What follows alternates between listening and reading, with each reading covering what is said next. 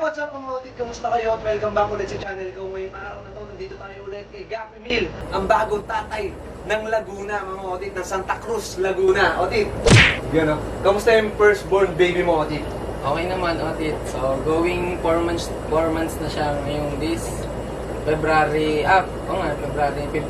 Nakalimutan ko na yung otit, hindi.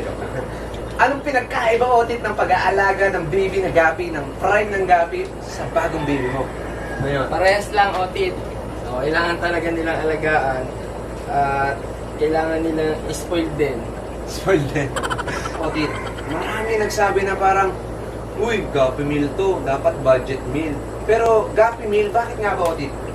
So, budget meal, Otit. So, kasi may mga budget meal din tayo na available. So, pwede nyo i-visit yung ating page. So, para malaman nyo kung ano yung mga extended promo natin.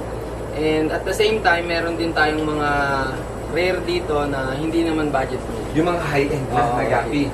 So, yun yung mga hindi kadalasan nakikita or hindi bihira makita, mga Otit. So, meron si Otit dito. Hindi siya masyadong pero pinapapromo niya kaya nagiging budget meal. Kaya Gapi Meal, mga Otits, nililinaw lang namin maigi. So, ano yung meron tayo dito, Otit? So, una, meron tayo dito albino koi red ear. Albino koi red ear, Otit. Otit. So, ano yung mga dapat nilang makita dito naman sa albino koi red ear na to? So, unang-una, mga ka-Otit. So, yan, unang-una yung red ear. So, marami kasi sa market, Otit, na walang red ear, pero albino siya. So, dito kasi, Otit, so, kaya naging rare siya. Red ear na siya. Kasi kapag red ear, Otit, matagal talaga panahon na ginugugol para mag-red ear. Kadalasan, Otit, depende yun sa pag-aalaga. Minsan kasi 2 months, malalaki na, kaya nang may out sa market. Pero, Otit, etong albino koi red ear mo na to, Otit, usually ilang months bago mabuo yung red ear niya or bago mo siya may out sa market? So, usually, Otit, so 3 months nakikita mo na yung potential niyang mag-red ear. So, aantayin mo siya siguro mabilis na mga 2 months or 3 months bago siya mag-fully grown na red ear na talaga. So, Otit, ito yung ating mga female ng albino koi red ear. So, makikita nyo, mga halos breeder size na talaga. Then, sa kabilang tank naman, Otit, ito yung mga albino koi red ear natin na male. Ito. Yun. Gusto mo ba ng aquatic plants at Betas Journey sticker? Shop na po sa Shopee natin at Lazada. Marami tayong available na fish food para sa mga gapi nyo. Sa crayfish at iba pang uri ng isda, may mga vitamins din tayo dyang available. Check out 9, tingko kayo doon. Shower! Alam mo naman si Otit, nag-i-scout, yung nagmamarites muna bago pumunta sa mga breeder. Otit, ano yung ginawa mo dito sa, dito sa rack na to? Ano yung ginawa mong gapi dito na talagang rare sa market ngayon? So ito, Otit, meron tayo ditong rare din na feathered koi short body. Feathered koi, short body siya. So, kadalasan nakikita natin, Otit. Kailangan, Otit Yes, nakikita natin, tuxedo koi. Yes. Short body, SB nga kung tawagin di ba? Pero ito, koi na feathered, short body pa. Sarili mong gawa to. Oo, Otit, sarili kong gawa to. So ginawa mo siyang short body yung feathered. Oo. Wala pa akong nakikita masyadong naglalabas ng ganyan. Baka kasi misinterpret natin yung mga ibang breeder.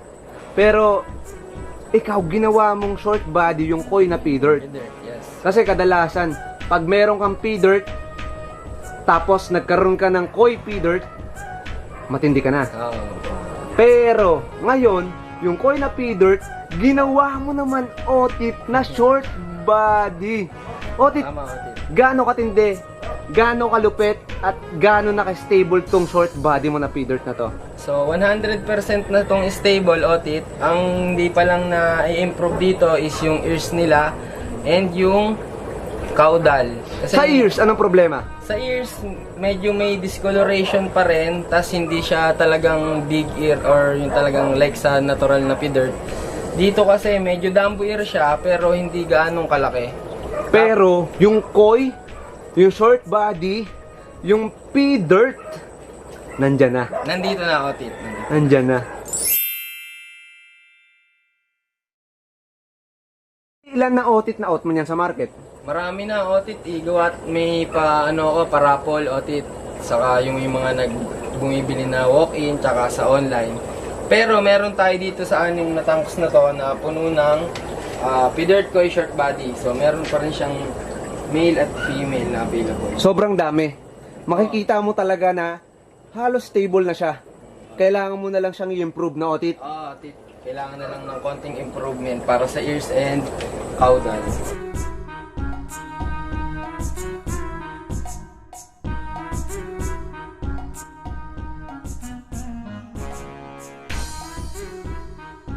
Yun mga Otit, kaya talaga tayo napapunta dito at napasugod mga tito. Eto na ang pinakamatindi. Si Otit nagpo sa iba't ibang group at nakita natin tong gapi na to.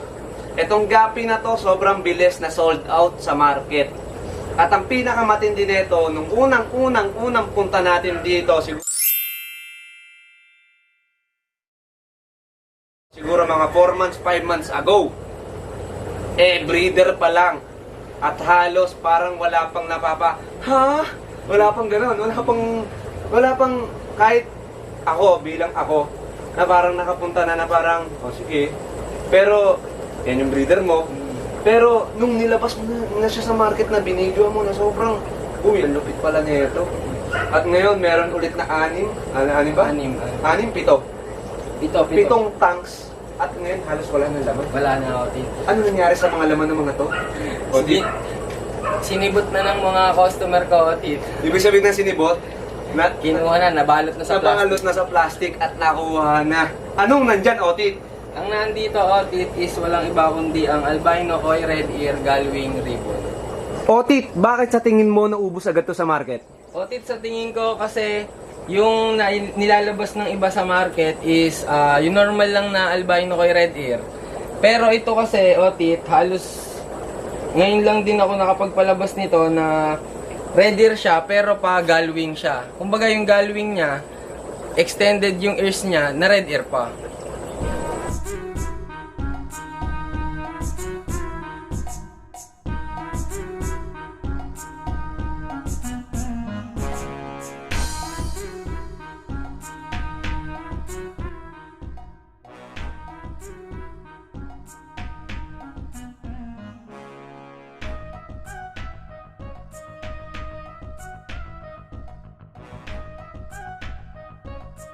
Oo mga Otit, personally, nakita ko yung mga nandito at marami nga to, nakita ko sa post, ang dami nito eh.